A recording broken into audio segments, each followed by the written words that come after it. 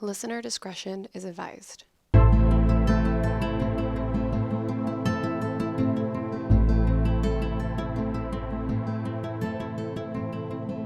Hey everyone, welcome back to the I Should Totally Be Dead Right Now podcast, where we tell true stories of survivors of true crime, natural disasters, and everything else between. How's it going, Michelle? It's going good. Good. It's going well. The sun is shining. We have delicious drinks. Yeah. We got fun stories to tell. Yeah, it's going to be a good one. You actually kind of made up these drinks this time. I sure shit did. And we had two. Because it's two different ones, so we each tried them both. That's correct. No, we did like a Jolly Rancher type theme of drinks. So what I did is fill a glass with ice, and then I squeeze one lemon over the ice, unless it's a crappy lemon, then a lemon and a half or so, you know. And then I mixed up some 1 part watermelon pucker, 1 part watermelon vodka, and 1 part pineapple rum. And then you pour that in about half your glass, top it with 7-Up, boom, delicious. And then we did an apple version, which is exactly the same thing, but with apple pucker, apple vodka, and then pineapple. Yeah. Vodka, or, oh my god, pineapple rum again. Did we drink both of them? Yes. Yes, we did. Yes, yeah. And did we get a refill? Yes, yeah. Yeah. What's your favorite, apple or watermelon? Probably watermelon. I love watermelon, so... Well, it tastes just like a watermelon candy of some kind, like a Jolly Rancher or something like that. We had a lot of the apple one over the weekend while we were playing our D&D. Oh, nice. And so we drank a shit ton of that, and it was pretty popular. Oh, okay. We tried it originally with lemonade. It wasn't delicious, so we perked it up with that 7-Up, and that fixed everything. Interesting. Yeah. Instead of lemonade, we went with the fresh lemon and 7-Up. Yeah. Now we had our drink. Good. Ooh, all right. No? Okay. So, anything else before we jump in? I mean, usually you have some kind of crazy story, Michelle. I got all kinds of shit to say. No, nothing. I'm at a loss. This story is about Karen Willison. Karen Willison, okay. So it is November 28th, 2014. Okay. And it's the day right after Thanksgiving. So Black Friday shopping. All right. Yeah. Do you ever go Black Friday shopping? I think I went once, and it was just okay and not worth it. But I didn't find any, like, there wasn't deals I was looking for. I just went to experience it, and I was like, well, I'm just waiting in a really long line to get this socks for, an some extra towels. 25% off. Yeah, so yeah, I just sleep in. I think Black Friday used to be more exciting, and now everything's just open on Thanksgiving, so it's like pointless. There's no, waiting till 3 a.m. and then going out, so. All right. So I don't go Black Friday shopping myself either. Oh. But does Karen go Black Friday shopping? No, because, Karen has cerebral palsy and is in a wheelchair, so it's not her thing. But she lives in San Diego, California. And so she has a caregiver. She helps her do daily activities because she's in a wheelchair and she lives alone. So she does have some help. And this morning, she wakes from her, Thanksgiving food coma. And as we all do. Yeah. She's not feeling well, which, again, we probably all don't the next Girl, day. been there. So she calls her main personal care assistant, and she calls her Diana in this. So I don't think that's actually her name, but we call her Diana. Okay. She's like, Diana, I'm not feeling well. Yeah, she sees she should come a little early. It's like earlier than she usually would come, but she's not feeling well. She wants to get out of bed and kind of see how she feels, Okay. So Diana says, no problem, and heads over. Diana has been her, supportive friend and caregiver for the last 5 years. So they've built a really good relationship. And they're friends, too, so it's not just, work, So they've probably gotten to know each other pretty well over 5 years. Yeah. Okay. So Karen had some hardships in the past, and she was in an abusive relationship emotionally and financially back in 2011, but she finally got out of it. That sucks. So she started her own business, and her partner was just really abusive to her, taking her money. She's has a disability, so she's really easy target, I guess one would say. Okay. But she got out of it, and now she is starting to feel happier, and she's recovering more fully. Yeah. Ready to rock and roll in the rest of her life. Yeah, she says it was a long road to recovery from that, but she has become a blogger and actually took off. So people really liked her blog. She wrote about her life and traveling as a disabled person, and she made friends and connections all over the country. All right. That sounds fun. She also has 6 dogs, so we love that. Oh my God. Yes, I do love that. So Diana arrives, and that morning she got showered, dressed, and now they're discussing where to go for breakfast. That sounds like a fun life. Yeah. So then she heard the keypad lock on her front door beeping, which means it's been unlocked. So she's got like a special key, like lock in her door. Her caregiver can come in with like a code. A code without a key. Gotcha. Yeah. So they hear the code get put in, unlock, and they're like, what the F? She turns a corner from her home office into the living room. She saw a masked man wearing a light tan hoodie holding a gun. Ugh. Karen saw him before he saw her, and he was actually opening a bag of dog food and placing it all over the ground. What? So they knew she had dogs. Oh, is he trying to like make friends with the dogs and then distracting them with all this dog food? Some dogs ran from the man, and the one dog that would have tried to take him down was actually in their crate. So they hadn't gotten out yet. But now Diana is shouting at him to leave. All he said was, "Give me your phones," as he pointed a gun to them. It was a low, muffled voice with a strange accent, she said. Interesting. And scary. Right? That wasn't clear. Karen said she did not have her phone. Like, I don't have my phone. Because she was in her home office talking about breakfast, you know? So Karen is trying to make sense of all this, trying to put this all together about the dog food, about the, code. And she knows this person must know her, or she knows someone who knows her. Oh. Because he, knew the passcode and had... Yeah, I guess so. So... Is it Diana? Don't tell me. Diana's in there talking about breakfast. Maybe she, gave her the code or something. Oh, it's a him. Well, that's what I meant. So Karen did recently let go 2 assistants, but she didn't really have any concerns, and there was no red flags there. But since this was Thanksgiving, she didn't change the code. Oh, so she changes the code on a kind of a regular basis. Mm-hmm. So Karen tries to get around him to flee to her room to lock the door. But he came up behind her and pressed a gun to the back of her neck and cocked it. Oh, that's scary. She states, "I'll never forget the feel of that cold metal or the click of the barrel." He again demanded for her phone, but she didn't have it. Then he unfastened her seatbelt, where kept her into her wheelchair, grabbed her under her arms, and threw her on the ground. What? Rude, right? It feels very rude. He walked away and now held the gun to Diana. He made her walk down the hall, and Karen could hear her bedroom door open. It was quiet, which seemed like for a long time, but she heard bare footsteps on the floor. What? She looks up, and Diana is running for the front door with the attacker right behind her. Oh my God. She waited to hear screams or a gunshot, but there was an eerie silence. She did not know if he kidnapped her, if he was coming back for her, or what was happening. After a little bit, her service dog came and started licking her face. She tried to crawl to the door to scream for help. So the only way she tried to roll over, and that's when a man showed up at her doorway. She cried, "Please don't hurt me." Okay, hold on. Yeah. So, Diana. Yep. Where is she? She's in the bedroom. So she's in the bedroom with the crazy attacker, man. Yeah. But didn't she run out? Yep, she ran out. And did she run out the front door? She ran out the front door. And then she's gone forever? Is that what happened? Well, I will get to it, Michelle. Oh, okay. Well, I just want to know where effing Diana is. I will tell you in 2 seconds. I'm concerned for her. But this is a new man. Yes, but he said that he was her neighbor who saw what happened once she left the front door. So he's there to help. Yep. And then another neighbor came, and they both helped her back into her wheelchair. The first thing she asked is if they saw Diana and what happened to her.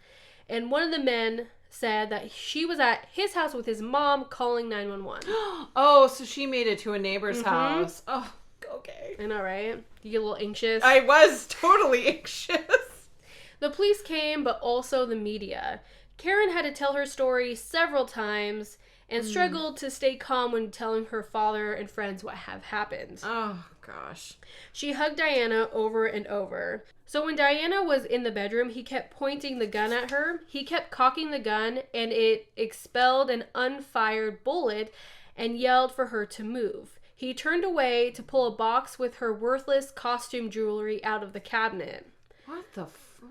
You know, he's robbing her, you know. But once he turned around, Diana saw her opening, her opportunity, and she grabbed her small dog and ran. Oh, God, love her to grab the dog. I know, right? God. Oh, I'm going to start crying. Okay, I'm sorry. Once things kind of settled, Karen started to try to figure out who did this. The two people she let go, one was angry about it, but she couldn't stop thinking about the other one, the quiet one, Jennifer. Fucking Jennifer. Diana then remembered that Jennifer told her that her boyfriend was deaf.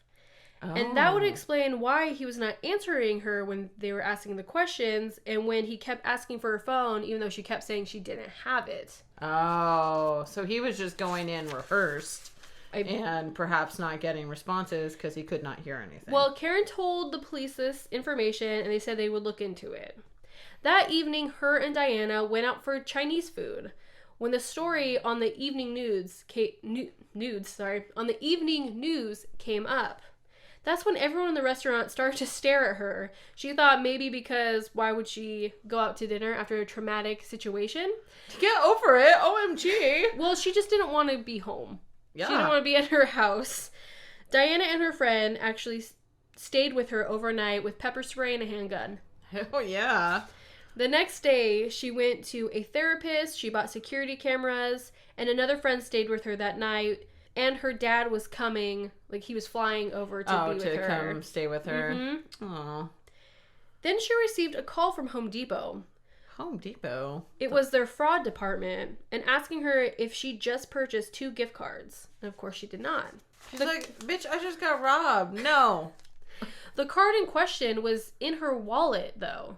Oh. So she called the credit card company and confirmed there were more fraudulent charges from Walmart and a personal info search service. Oh. Karen thinks whoever arranged the robbery had copied down her credit card number while still working for her.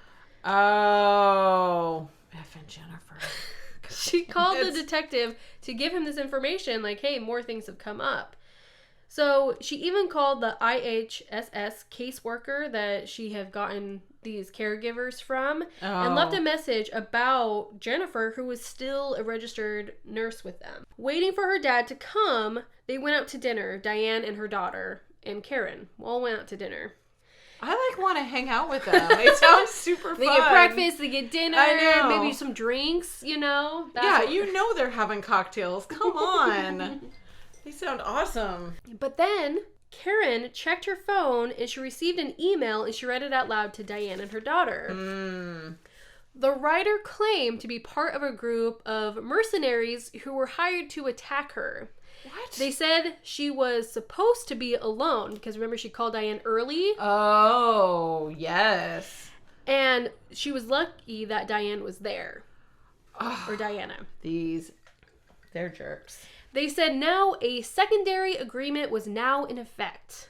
What the fuck? Karen had to send them $17,000 in gift cards or they will kill her friends, family, and dogs. And to back up that threat, they gave her contact info and personal information about all her friends and family from the database search service that was paid for by her stolen credit card. These guys are assholes. I was like, they're fucking threatening dogs. I am done with them forever. God, jerks. Also, if they involved the police or if anyone was arrested, they would retaliate. I'm going to retaliate all over you. That's what I'm going to do. That Karen, sounded weird. I'm sorry. I like it. With passion. Karen felt her whole world crashing around her. She said that it felt like something from a bad TV movie. Agreed. It does sound like something from a bad TV movie. So again, she called the detective and she's like, hey, now I got this. So they said they would check into it. Her dad and her checked into a hotel. And she said staying at a hotel was actually, she got the best sleep and felt the safest because it wasn't her home. Oh, isn't that terrible that you feel more safe at a hotel? Yeah.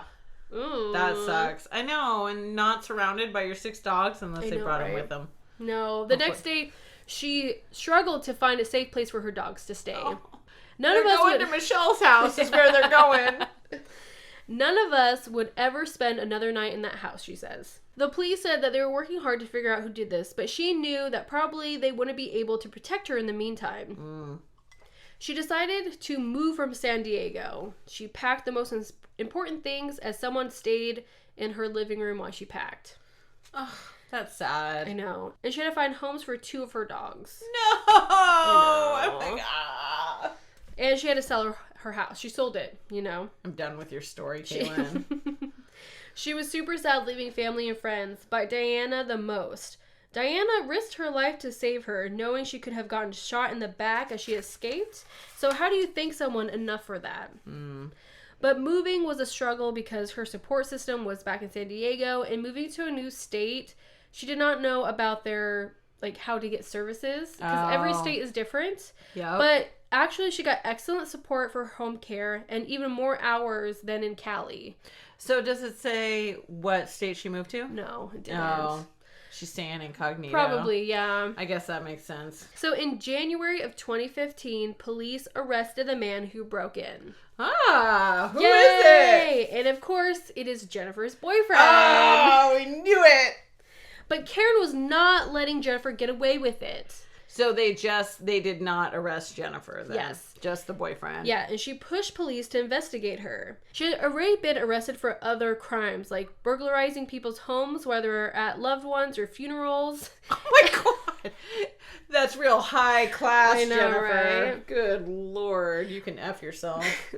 But they did investigate her, and they did charge her as well with the boyfriend. Good. So both her and her boyfriend have received a long prison sentence and were ordered to pay restitution of tens of thousands to Jennifer. I mean, wow, tens of thousands to Karen. Yeah. F Jennifer.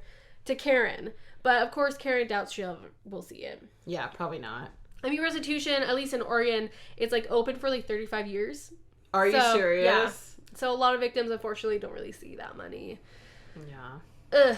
Anywho. At least they're in jail. That's something. They're in jail for a long time. They didn't say how long, but she said a long time. So hopefully it is. Hopefully more than like 8 months or something stupid. Mm-hmm. In the weeks and months after the robbery, she struggled with post-traumatic stress disorder. And every time a nice man who's like remodeling her new house passes by the window, her heart would start pounding because he wore a light tan hoodie just like the attacker did. Well, and I would be afraid like anybody could attack you. Well, that's the thing. She said every noise, everything, like any little thing, she's like jumping out of her skin. Well, and I would imagine the whole situation is compounded by the fact that she's in a wheelchair. You know, right. I think about that with my nephews. Mm-hmm. This feeling of sort of powerlessness that they must experience. You know, it's like you can't really defend yourself, and it's crappy. Well, even now, her service dog is struggling because he is now barking at people and dogs when they're near her. Oh. And they've never done that before. Oh. I know. They're trying to protect her against anything. Yeah, I know, right? God, I love those dogs even more. So, it has gotten better, though. Like, the dogs, I feel like, are more trusting, but it's still emotional scars for both of them. Oh my God, I want to go home and snuggle all my dogs right now. Oh. She said sometimes she even gets, like, a phantom sensation of cold metal pressing against her neck. Because that's where he's held the gun. And she has panic attacks. But, yeah, she still gets the best sleep in hotels. But I she's guess working on it. Is alive. Is that the silver lining, Caitlin? Well, the thing is, each year it has been getting better. Okay, so she's slowly recovering. It's slow recovery, but it's progress nonetheless. And that's what we love to see. Also, she will always need personal care assistance, but she's terrified every time to hire someone new because they never know what another Jennifer would be, you know? I would try to pull poor Diana out of San Diego. I was like, you're coming with me. I'm sorry. I know, right? Aw. So she's like, we need a nationwide database for reporting personal care assistants who abuse and exploit their clients and enhance criminal penalties. She also says that they should pay their workers more, so, stealing is not enticing. you know? Agreed. I do think that a lot of personal care workers, or I probably have said that wrong, it's like minimum wage work, and it's very hard. I mean, it's not easy work, and you're responsible for another human being. Absolutely, you should get paid a little bit more. I mean, come on. Right, exactly. But she still enjoys like crime shows like Law and Order and Criminal Minds, and she even loves to listen to true crime podcasts. That way, she knows that she's not alone about, what has happened to her. So it kind of makes her feel a little bit better. Remember that she's not alone in her trauma. I will say that looking up true crime, like stories and stuff, is kind of tough, man. There's a lot of just shitty people in the world, and it sucks. Yeah. God, I was looking up like abduction stories, and it was supposed to be alien abduction stories, but I ended up on this whole line of like kidnappings, and it was awful. Yeah. Like, just awful. No, it's terrible. True crime is terrible. Oh, God. People go to prison. I wish they all went to prison. Yeah.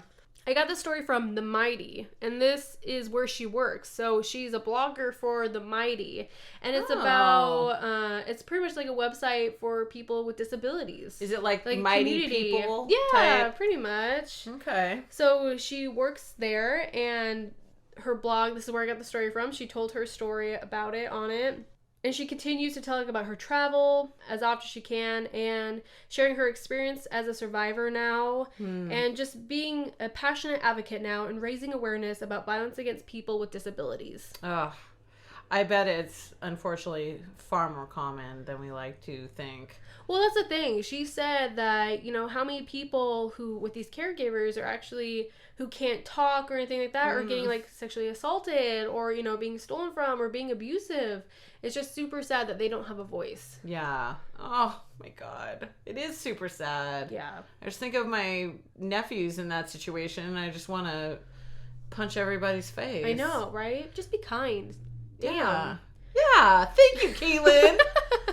She states, like everything else I've been through, I am determined not to let being a victim of a violent robbery also steal my joy.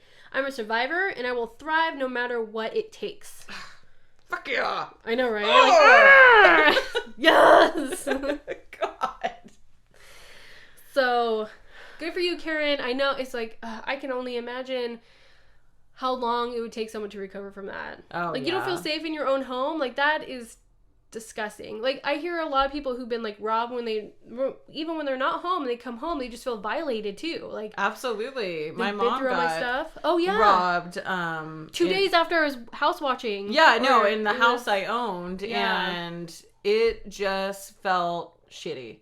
Like, because they knew that the dog was outside that day, and so it just was clear that they had been watching the house for some time. And that's scary as hell. It's super scary. Oh, God. And just knowing that they were in there rooting through your stuff. Yeah. But they were not smart because they didn't even get, like, the iPad and shit. Yeah, no, they missed a lot of things. They got a lot of other things that were valuable. A lot of my mom's old jewelry and things. Sad. And that just sucked. Not costume jewelry? It was not costume jewelry. It was nice jewelry. Dang, okay. It probably got sold like it was costume jewelry, but that was a bummer. It's just, my mom still brings it up every now and again. It's like, oh, that sucked. It was the worst. Yeah. Jerks. Terrible. That's right. All right, Michelle, it is time for your story. Well, I'm going to change gears a little bit. We're not in sync today? No. Oh, we're not? I know. I'm going home. I'll find a new story and then I'll come later. back in a little bit. No. So I am actually taking us back to 2011. Okay. And I had 2011 in my story. That's when she broke up with that toxic partner. Oh, well, there we go. I'm reaching for straws here, okay? Well, you nailed it. I'll title this 2011. Yeah, you got one straw. Yeah. That's it. So the story is about Ryo Kanouya. And again, I apologize. And we are actually in Koriyama, Fukushima, which is, of course, in Japan. Awesome. So, good job, Michelle. Yeah, good job. Oh, gosh. Okay. Back to Ryo. Yes. He is 26 years old at the time of what you can only imagine is most likely the earthquake and tsunami that soon followed in Fukushima. Oh, yes. Back in 2011. I do know. Yeah, that's... Was it like made in history, or it was... It was a big deal. Yeah. It was a big deal. So we'll just kind of get into it. Ryo was at work that day, and all of a sudden, out of nowhere, the earthquake struck. And so, of course, no one was expecting this giant earthquake to show up. Actually, there's probably one scientist that has been ignored this whole time that was like... the movie? Like, yeah. It's gonna happen! Yeah, exactly. And it's like... All the government's like, no! It's fine. It's fine. So the earthquake happened. So they were sort of recovering from this earthquake when a tsunami alert started going off in the town. So the officials had predicted a 10-foot high tsunami wave to come. That's still really high. Ryo's company ordered all the employees who lived in coastal areas to go home. So you need to go home and you need to help all of the elderly folks that are in your neighborhood to try to get out. So they were all sent on their proverbial ways to go help evacuate all of the elderly folks in the neighborhood. So by the time he got to his house, which was only a half a mile away from the coast, the tsunami was supposed to have hit already. Oh. So they're like, oh, well... maybe this isn't going to be so bad. Like, the tsunami should have hit. It hasn't hit. So maybe we're going to be okay. Okay. So him and his father and both his grandmothers were at the house, and his mother and sister were at work. He suggested that they all evacuate, but his father was like, no, I think we'll be fine because that time has passed. Like, the tsunami is not actually coming, so let's just stay here. Ryo's father went upstairs to hang out, and Ryo and his grandmothers were on the first floor watching the news. And all of a sudden, the electricity cut out. And the next moment, they hear his father yell, come upstairs right away. So Ryo helped his grandmothers up the stairs. And unfortunately, they had weak backs and weak feet, and so they were just moving very slowly. And so he looked out towards the ocean through a window, and he saw something that looked like smoke sort of coming up at him. And what he realized is it was actually spray from the ocean. So he could start seeing the tsunami coming his way. Holy cow. Yeah, so I guess it looked like this huge bank of smoke coming up at him. Just so fast. It was just all this overspray from the ocean after it hit things. Terrifying. Super terrifying. So Ryo shouted, we've got to run away. But it was too late. They decided to remain upstairs and just sort of hold on for dear life. I mean, like, where are you going to run to? I don't think you cannot run or wave. I think they were just too late. Right. So they just headed for the highest ground they could find, which was the top level of their home. So Ryo saw the wave hit an elementary school, and it made this like huge overspray, and then he saw the tsunami hit his home. So it hit the school that was right next to his home, and then it hit his home. But fortunately, his home sort of stood strongly against the tsunami. This is much higher than 10 feet, huh? Yeah, I think, I mean, they must have been, I think he was only like a half mile from the ocean. But, wow. I mean, we're a half mile in, and it's now just coming up at him. So their house stood strong, and they thought they had survived. But what they realized is this was actually only the beginning. So the water level rapidly grew higher and higher until it actually reached the ceiling of their home. And at one point, he figured he would try to get outside, but it was the currents, like, it was just too strong. The current was too strong to even try to swim out or really do anything. It just made all that impossible.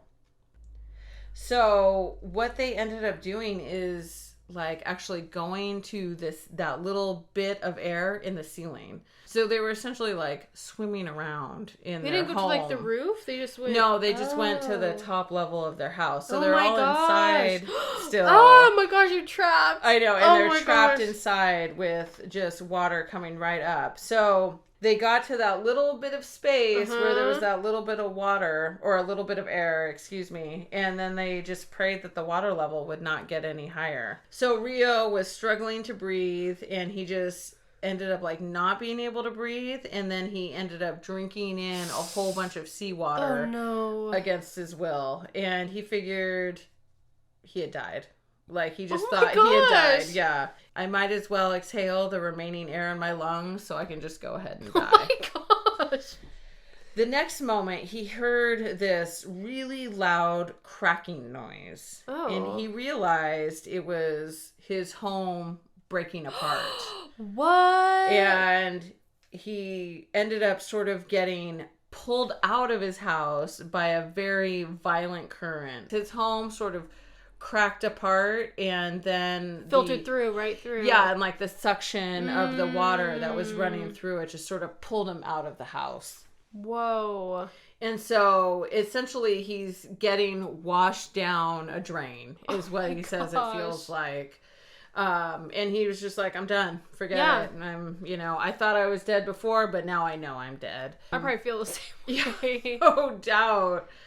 He was drained from his house into a soup of seawater, cars, houses, and everything else that the tsunami carried along with it. Oh my gosh. To his surprise, he was actually able to reach the surface. Oh, whoa. And once he got to the surface, he actually saw his dad. What? And was just like, oh shit, Dad, and so he got out too? Yeah. Okay. He was like sort of sucked out as well. But unfortunately, Ryo got sucked out towards the ocean, and his dad got sucked out towards the mountains. So they sort of got pulled in separate directions by all the currents that were going on. I'm sure it was just pure pandemonium, whereas water was rushing all over to sort of fill in all the extra spaces. So he took his jacket off as he's being washed towards the ocean, and he searched for something he could grab onto. And luckily, he found a drawer of clothes that came floating by. And so he sort of hung on to this wooden drawer, and he was able to sort of get a little bit of relief because now he had something to float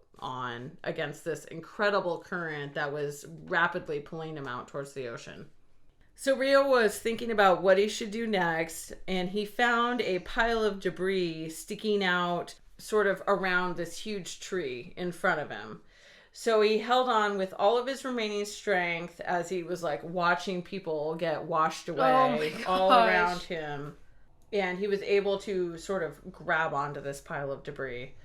And he remembered he saw this one girl who was on another drawer just wash on by him. Like, he was trying to help and trying to like reach out to people, but there was like almost nothing he could do. I think that would be my struggle, is like, I like to help people. So if I'm in a situation where I'm trying to save myself, but like there's a dilemma of I need to save other people, but you just can't, like, just watching them wash by, like, just hope for, oh my gosh, I couldn't even imagine. Well, and of course he never knew whatever found him. Right. Whatever happened to that poor girl he saw a lot, going by. And he said he just saw all kinds of people just dead and alive, just getting washed by him. Oh, and of course he never knew what happened to the girl who went by on the drawer.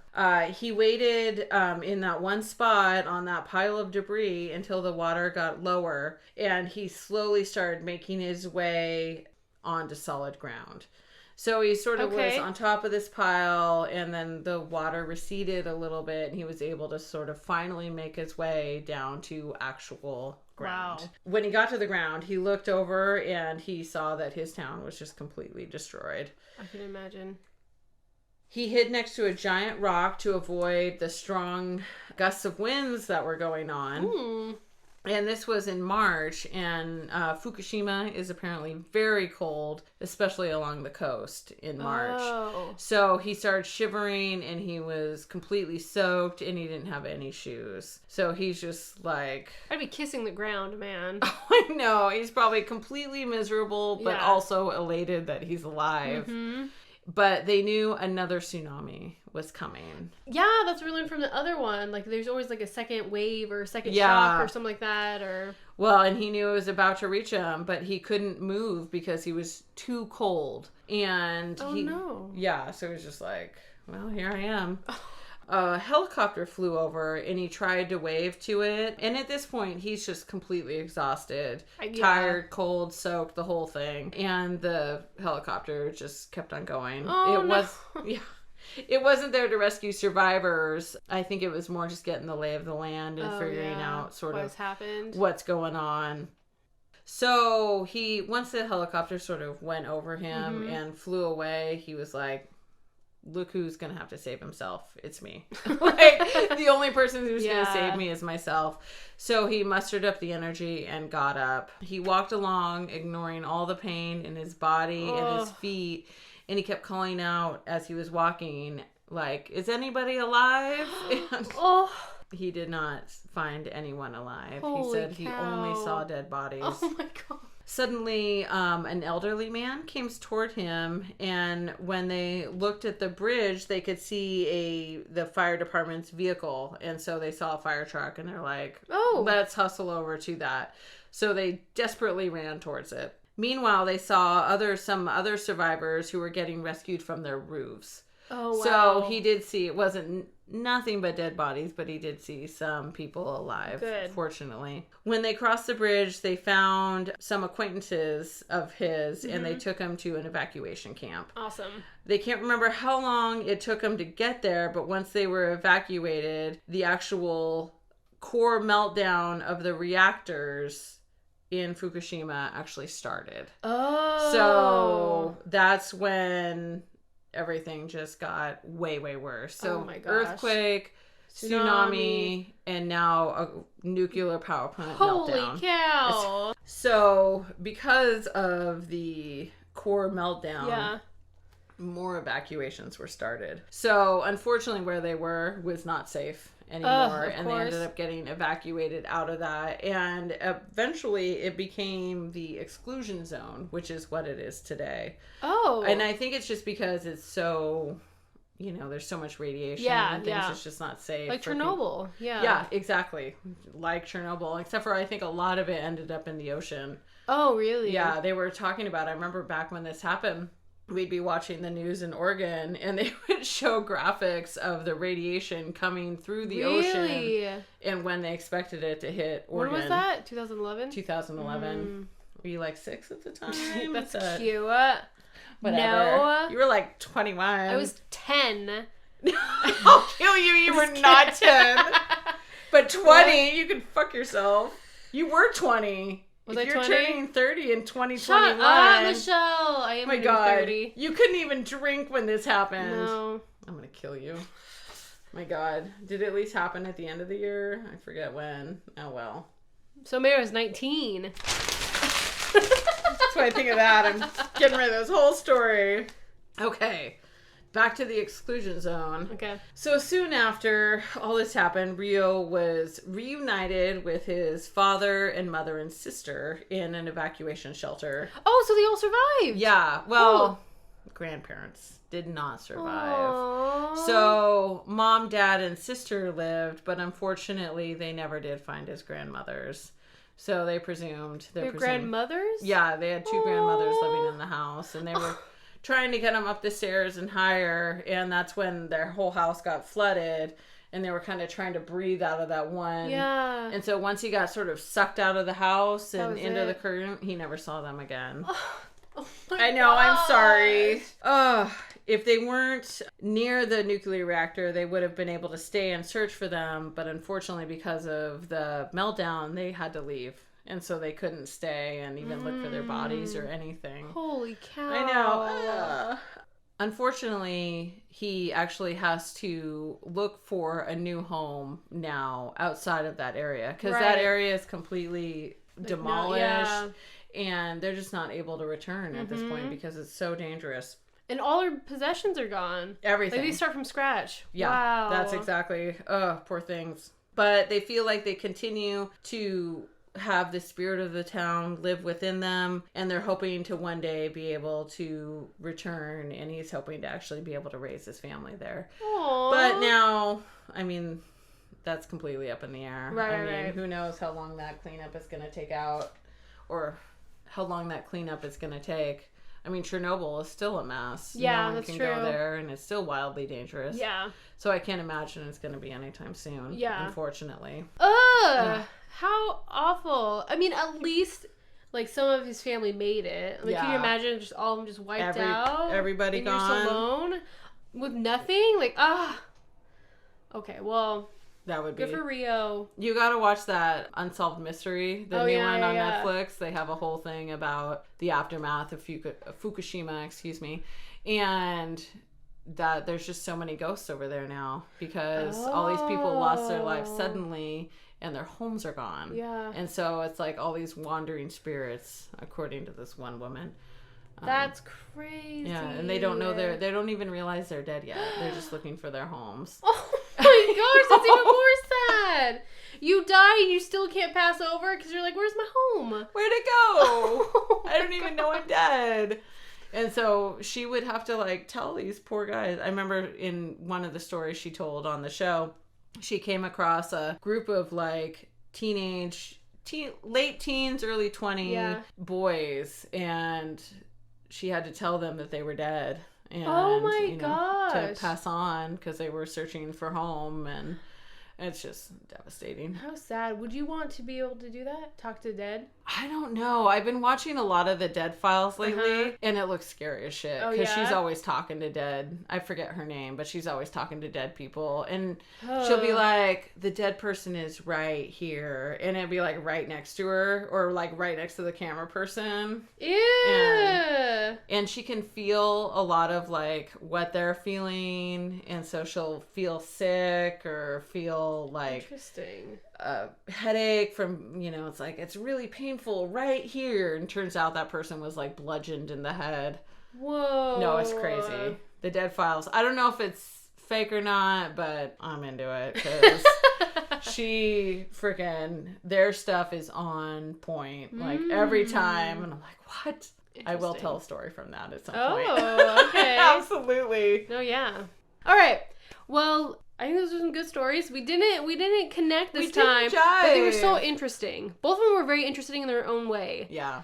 I don't know about tsunami, man. I'm not scary. close to the ocean, which is good. Well, I mean, like, we're like an hour away, so I feel we are not in a tsunami zone, but there definitely is a lot of tsunami zones on the Oregon coast, and it is scary. Well, my sister lives there, and I always get so nervous.